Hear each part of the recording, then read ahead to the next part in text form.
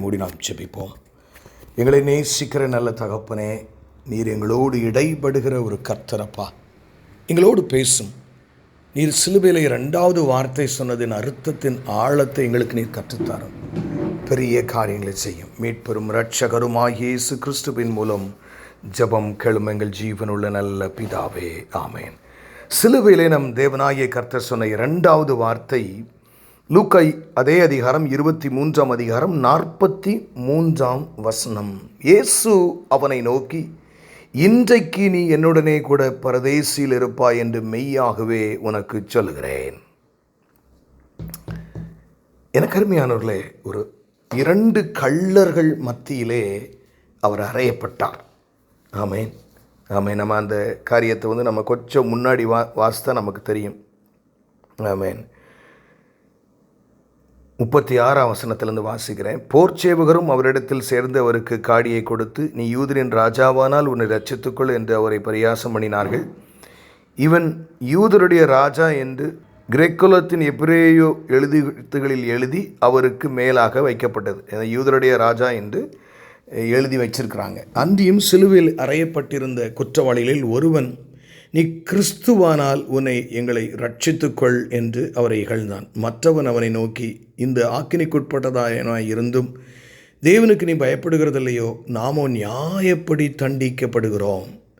நாம் நடப்பித்தவைகளுக்கு தக்க பலனை அடைகிறோம். இவரோ தகாததொன்றையும் நடப்பிக்கவில்லையே என்று அவனை கடிந்து கொண்டு இயேசுவை நோக்கி, ஆண்டவரே, நீர் உம்முடைய ராஜ்யத்தில் வரும்பொழுது அடியேனை நினைத்தருளும் என்றான். இயேசு அவனை நோக்கி, இன்றைக்கே நீ என்னோடு கூட பரதேசியில் இருப்பாய் என்று மெய்யாகவே மெய்யாகவே உங்களுக்கு சொல்கிறேன்.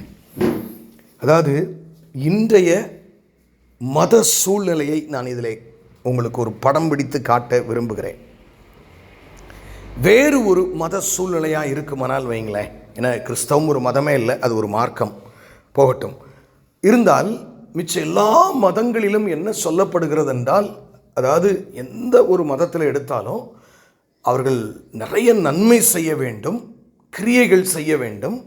2வது பார்த்தீங்கன்னா, சத்து நியாய தீர்ப்பு அடைகிற வரைக்கும் அந்த பாவம் மன்னிக்கப்பட்டதா இல்லையான்னு அவங்களுக்கு தெரியாது. there is no guarantee.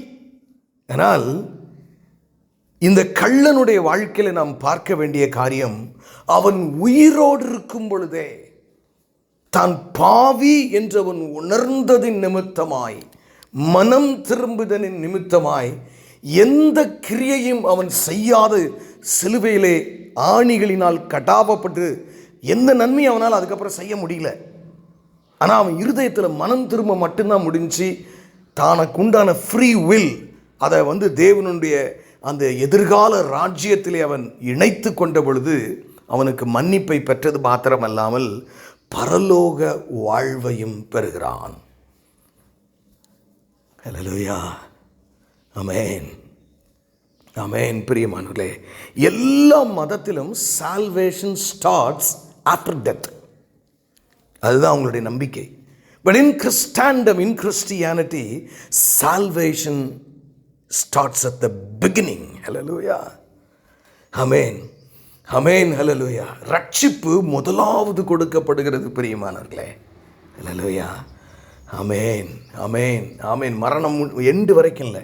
ஆனால் இங்கே இந்த கள்ளனுடைய வாழ்க்கையில் ஒரு முக்கியமான காரியத்தை நாம் பார்க்கிறோம். அதையும் நம்முடைய லெவலில் திங்க் பண்ணி பார்ப்போம்.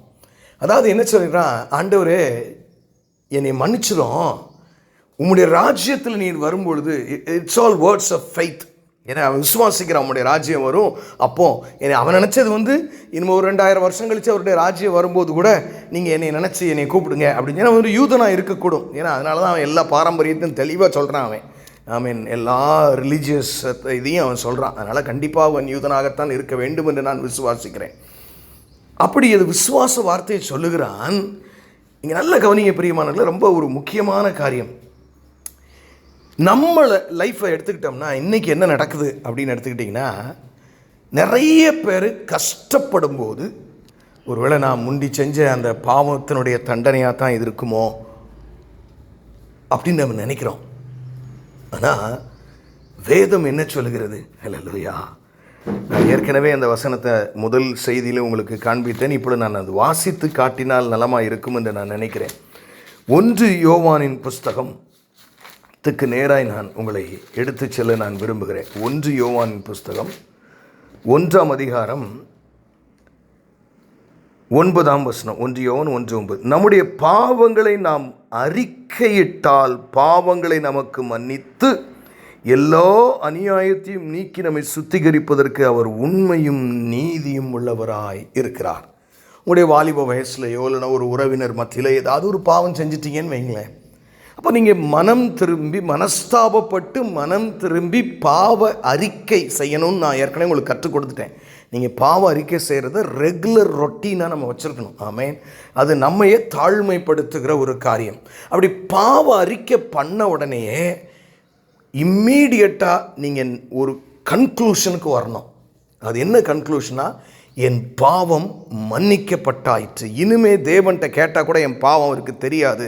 அவர் ஒருவர் மாத்திரம்தான் மன்னிக்கவும் மறந்து விடவும் அதிகாரம் பெற்றவர். நம்மளால் மன்னிக்க தான் முடியும், மறக்க முடியாது.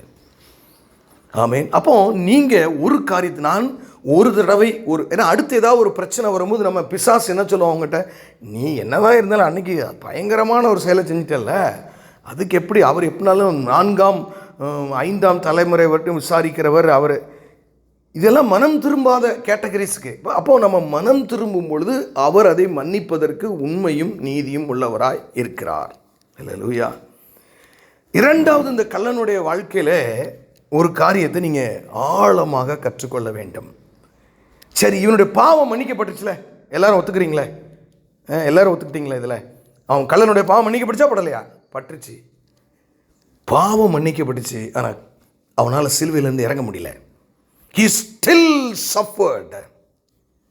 நல்லா தெரிஞ்சுங்க, பாவங்கள் மன்னிக்கப்படும், ஆனால் பாவத்தினுடைய விளைவுகள் இருக்கும். அதனால தான் நீங்கள் ரட்சிக்கப்பட்ட பின்பு ஆண்டவர் உங்களை பாவம் செய்யாதீங்கன்னு சொல்கிறார். தேவனுக்கு பிடிக்காதுங்கிறது ஒரு காரியம்.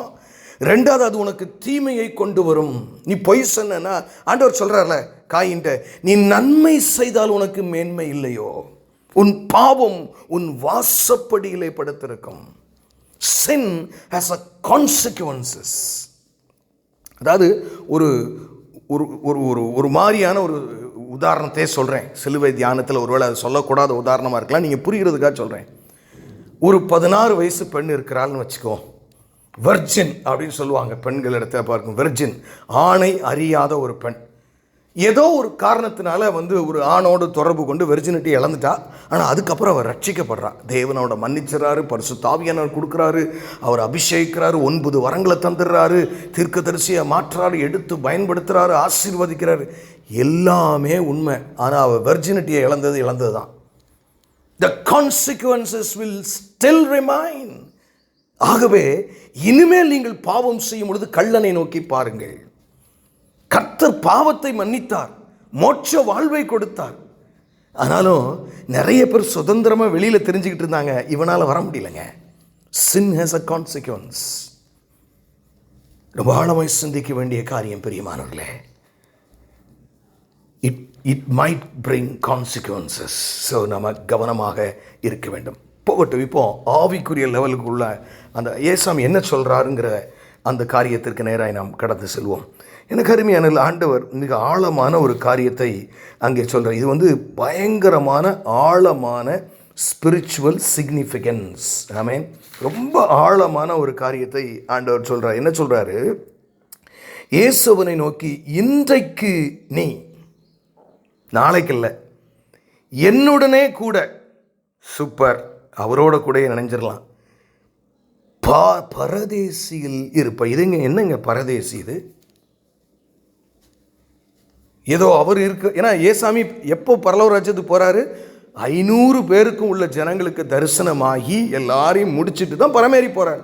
அப்போ இந்த பரதேசி என்ன? எனக்கு அதை நினச்சி பார்த்தீங்களா? பரதேசி, பாரடைஸ்ன்னு சொல்லுவார்கள். கத்தோலிக்க பர்கட்ரின்னு சொல்லுவாங்க. அவங்க இன்னும் அது இருக்குன்னு விசுவாசிங்க. இருக்குது, நிச்சயமாக இருக்குது. அதனுடைய விளக்கத்தை சொல்லுகிறேன். அதாவது மோசே முதற்கொண்டு ஆபிரகாம் வரைக்கும் பழைய ஏற்பாட்டில் உள்ள அத்தனை பரிசுத்தவான்களும் இந்த பரதேசியில் தான் இருந்தார்கள். நல்ல கவனிங்க பிரியமானங்களே. என்னென்ன எல்லாரும் நீதிமான்கள் தான். எலிசா, ஏசாயா ரம்பத்தை வச்சு 2 அறுத்தவங்க கூட ஏன் முறைப்படி அனிமல், அதாவது மிருகங்களுடைய இரத்தம் தேவனுடைய பார்வையில விலையேறப்பட்டதா இல்லாதபடினாலே தன் குமாரன் மரித்து உயிர்த்தெழுந்த வேண்டும் என்று சொல்லி பரதேசி என்று ஒரு இடத்த, அது ரொம்ப தூரமான இடமா இருக்கலாம். ஏன்னா அப்படி தான் அங்கே ஒரு ஓமையில் இயேசு சொல்கிறார், உங்களுக்கும் எனக்கு ரொம்ப டிஸ்டன்ஸ் இருக்குது அப்படின்ட்டு. ஆனால் அது 2 பகுதிகளாக பிரிக்கப்படும். there are 2 quarters. சிலர் சொல்வார்கள் அது பரலோகத்தின் வாசல் என்று சொல்வார்கள். இருக்கலாம், எனக்கு தெரியவில்லை. ஆனால் பாவிகளுடைய குவார்ட்டருக்கு இப்பவும் செத்தவுடன் அந்த எல்லாருடைய ஆவியும் அங்கே தான் போகுது. அல்லேலூயா. பரிசுத்தவான்கள் போய் கொண்டிருந்தார்கள். எது வரைக்கும்? இயேசு கிறிஸ்து இரத்தம் சிந்துகிற வரைக்கும் உள்ள எல்லா நீதிமான்களும் பழைய ஏற்பாட்டு பரிசுத்தவான்களும் அங்கே தான் போய் வெயிட்டிங். அதனால தான் ஒரு வசனம் சொல்லுது, சிறைப்பட்டவர்களை சிறையாக்கி. அல்லேலூயா. அங்கே இருக்கிற எல்லாரையும் தான் இரத்தத்தால் மீட்டு கொண்டு அப்படியே பரலோகத்துக்கு கொண்டு போயிடுறார் ஆண்டவர். அல்லேலூயா. அதனால் இப்பொழுது மரிக்கிறவர்கள் என்னுடைய விசுவாசத்தின்படி நேரடியாக பரலோக ராஜ்யத்திற்கு, தேவன் இருக்கிற இடத்திற்கு இப்பொழுது எடுத்துக்கொள்ளப்படுவார்கள். ஆனால் அவர்களுக்கு ஒரு சரீரம் என்பது அவர் 2ஆம் வருகையிலே கீழே வரும்போது தான் நமக்கு கிடைக்கும். அது வரைக்கும் ஆவியிலே நாம் சரீரம் இல்லாமல் தேவனோடு சந்தோஷமாக வாழுவோம். இதுதான் நம்ம தெரிஞ்சு கொள்ள வேண்டியது. இந்த அந்த பரதேசியனுடைய அடுத்த கம்பார்ட்மெண்ட் அது இன்னும் ஃபங்க்ஷன் ஆகிட்டு தான் இருக்குது. ஒரு கம்பார்ட்மெண்ட் எம்டி ஆயிடுச்சு, இன்னொரு கம்பார்ட்மெண்ட் பாவிகள் எல்லாரும் அங்கே போய் ஸ்டோரிங்கில் இருக்காங்க. அது கொஞ்சம் வேதனையான இடம். பார்த்தீங்கள, நம்ம செல்வந்தன் மரிச்சு நரகத்தில் போய் துடிச்சுக்கிட்டு இருப்பார். அவர் ஐயோ தாகமாக இருக்குது, ஏதாவது லாசருனுடைய விரலை நுனிய நினைச்சாது எனக்கு நீங்கள் இது பண்ணுங்க அப்படின்னு சொல்லுவார். அதனால் ஒன்றே ஒன்று சொல்கிறேன், உங்கள் வாழ்க்கை விளையாட்டை எடுத்துடாதீங்க பிரியமானவர்களே. நீங்கள் யாரானாலும் பொம்பளையாக இருக்கலாம், ஆம்பளையாக இருக்கலாம், உங்கள் பாஸ்ட் எப்படினாலும் இருக்கலாம். ஒவ்வொரு நாளும் உங்களுக்கு கிஃப்ட்டு. தேவையில்லாமல் உங்கள் கவலைக்காகவே அழுது புலம்பி விசுவாசத்தை விட்டு நரகத்திற்கு நாம் பின்வாங்கி போய்விடவே கூடாது பிரியமானவர்களே. ரொம்ப ஜாக்கிரதையாக இருக்க வேண்டும். எதை நான் சொல்லுவேன் அடிக்கடி, தலையை அடக வச்சினாலும் மோட்சத்துக்கு போயிடணுமே. Hallelujah. You should put full effort to keep your holiness. அப்பா, நான் பரிசுத்தராக இருக்கிறது போல நீங்களும் பரிசு. அப்போ அடுத்த காரியம் என்னென்னா, நம்முடைய உலகத்தில் எவ்வளவு துன்பங்கள் நமக்கு இருந்தாலும் பிரியமானவர்களே, நம்முடைய விசுவாசத்தை அப்பா அம்மால வச்சு அவர் வருகைக்கு என்ன பதில் சொல்கிறான் பார்த்தீங்களா? நீர் உம்முடைய ராஜ்யத்தில் வரும்பொழுது. இப்போ உங்களை பார்த்து ஆவியான ஒரு கேள்வி கேட்க போகிறார். எல்லோரும் எந்திரிச்சு ரெட்டியாக நில்லுங்க பார்ப்போம். எப்படி நீங்கள் போகிறீங்களா? நல்லா ஸ்ட்ரைட்டாக உட்காருங்க. ஒரு கேள்வி உங்கள்கிட்ட கேட்க போகிறார். என்ன கேட்க போகிறாரு? நீ என் வருகையை எதிர்நோக்கி வாழ்கிறாயா? உன்னுடைய முக்கியத்துவம் எது? நான் செல்வம் சம்பாதிக்க வேண்டும் என்பது உன் முக்கியத்துவமா? உலகப்படியான கஷ்டங்களிலிருந்து நான் வெளிவர வேண்டும் என்பது தான் உன் முக்கியத்துவமா? இல்லாவிட்டால் என் அப்பன் இயேசுவின் வருகைக்காக நான் காத்திருக்கிறேன். ஏங்க, இயேசு அந்த வார்த்தை இன்றைக்கே, அல்லேலூயா, எவ்வளவு பெரிய ஒரு வாய்ப்பு. என்னோடு கூட நீங்கள் என்னைக்கு, நான் அடிக்கடி சொல்லுவேன், என்னைக்கு நீங்களாம் சாகுறீங்களோ அன்றைக்கி தான் உங்களுக்கு இருக்கிறதுல நல்ல நாள். அது சொன்ன அன்றைக்கி சபையில் ஏற்றுக்கொள்வாங்களா? ஆனால் அதான் உண்மை. ஏன்னா அவரோட நெருங்கி அவர் இருக்கிற வண்ணமாக அவரை காணும்னுடைய பாக்கியத்தை பெறுவோம், ப்ரொவைடட் நீங்கள் பின்வாங்காமல் இருந்தால். ஹல்லேலூயா. ஆகவே இந்த சிலுவையிலே கள்ளன் இடத்திலே ஆண்டவர் சொன்ன காரியங்களில் இன்னும் அநேக ஆழங்கள் உண்டு. நமக்கு நேரமில்லை. ஆகவே இந்த வார்த்தைக்காக நாம் ஜெபிப்போம். எங்களை நேசிக்கிற நல்ல தகப்பனே, இந்த நல்ல வார்த்தைக்காக நன்றி செலுத்துகிறோம். நீர் எங்களோடு பேசி இருக்கிறீரப்பா அந்த வார்த்தையை. ஆண்டவரே, அந்த கள்ளனுக்கு ஆண்டவரே ஒரு பெரிய வாய்ப்பு. பக்கத்திலே இருந்த யூதாஸ் இழந்து போனான். எவ்வளவோ அவனை ரட்சிக்க நீர் வகை தேடினீர் ஆண்டவரே. தன்னை காட்டி கொடுப்பாங்கிற தெரிஞ்சு அவனையும் அந்த பந்தியில் விருந்தில் சேர்த்து கொள்ளுகிறேன். நாங்கள் வேற ஓடுறா, நீ முதல்ல உன் வேலையை பாருன்னு தப்பு அடித்து பற்றிருப்போம். எதிரிக்கும் தன்னை காட்டி கொடுக்க போறவனுக்கும் அவன்கிட்ட நேரடியாகவே சொல்கிற, வான் பண்ணுறீரு, நீ பிறவாதிருந்தால் உனக்கு நலமாக இருக்கு, இந்த தப்பை நீ செஞ்சிடாத, எவ்வளவோ சொல்லுகிறீர், கேட்கவில்லை. இப்போ நாங்களும் ஆண்டவரே இந்த மரத்திலே ஒருவன் ஏற்றுக்கொள்ளாமல் போனான், சிலுவையிலே மற்றவன் ஏற்றுக்கொண்டான். இந்த ஏற்றுக்கொள்ளுகிற மக்களைப் போல அப்பா நாங்கள் மனம் திரும்புபவர்களாயிருந்து உம்மோடு கூட உம்முடைய ராஜ்யத்தில் வந்து சேர நீர் எங்களுக்கு கிருபை தாரும். மீட்பெரும் இரட்சகருமாகிய இயேசு கிறிஸ்துவின் மூலம் ஜெபம் கேளும் எங்கள் ஜீவனுள்ள நல்ல பிதாவே, ஆமென்.